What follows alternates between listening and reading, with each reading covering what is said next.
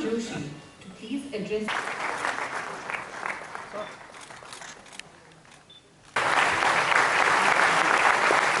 उसके बाद जो मान लीजिए मदुरई शहर से आगे बढ़ के रामनाथपुरम आकर तट आती है, उस तट के बाद एक द्वीप निकलती है, इसका नाम है रामेश्वरम द्वीप, जहाँ रामेश्वरम का मंदिर है, और वो समुद्र के बीच में रुक जाती है। उसको जहाँ वो रुकती है उसका नाम है धनुषकोडी, और धनुषकोडी के बाद एक पुल है जो बनी हुई है पत्थरों से या जिसको कहते हैं कोरल रॉक से, और वो श्रीलंका तक जाती है। इसको सब राम सेतु मानते हैं। तो राम सेतु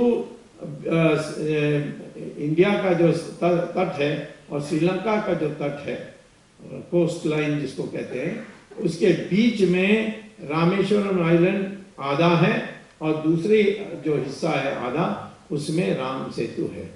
तो जहाज जो होती है वो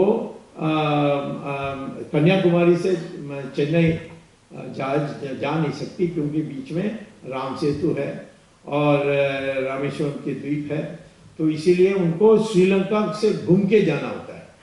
तो श्रीलंका से घूम के जाने की वजह से बचने के लिए उन्होंने ये तय किया कि एक नहर खोदेंगे और उस नहर राम सेतु को तोड़कर यानी जगह बनाएगी और उसमें जहाज जाकर समय बताएंगे जो घूम के जाने पड़ने पर लगती है। तो ये तय हुआ था। हाँ, अब उसमें कोई ज़्यादा फर्क समय पर होने वाला नहीं था, क्योंकि आप श्रीलंका घूम के जाओगे तो जहाज बहुत तेज़ी से जा सकती है, परंतु अंदर से जाएगी तो स्लो जाना पड़ेगा। तो आगे में कुछ बचने वाला नहीं, आगे कोई बचाव नहीं होने वाली है। फिर भी सोनिया गांधी और करुणानिधि ने एक जिद करके इस परियोजना को बनाई, और करुणानिधि ने यहाँ तक कह दिया था मुसलमानों को कि इन्होंने बाबरी मस्जिद तोड़ा, मैं राम सेतु तोड़ के दूंगा, ये उन्होंने कहा। तब मुझे चुनौती मिली थी, तो मैं कोर्ट गया और कोर्ट में मैंने बहस की। तो पहले शुरू में तो स्टे मिला कि इस राम सेतु को नहीं छुआ जाएगा, उसके बाद बहस हुई, उस बहस को मैं जीता और अब राम सेतु बच गया है। अब ये सब पढ़ाने की जरूरत है ताकि हमारे लोगों की मंशा बने। मंशा बहुत महत्वपूर्ण चीज है।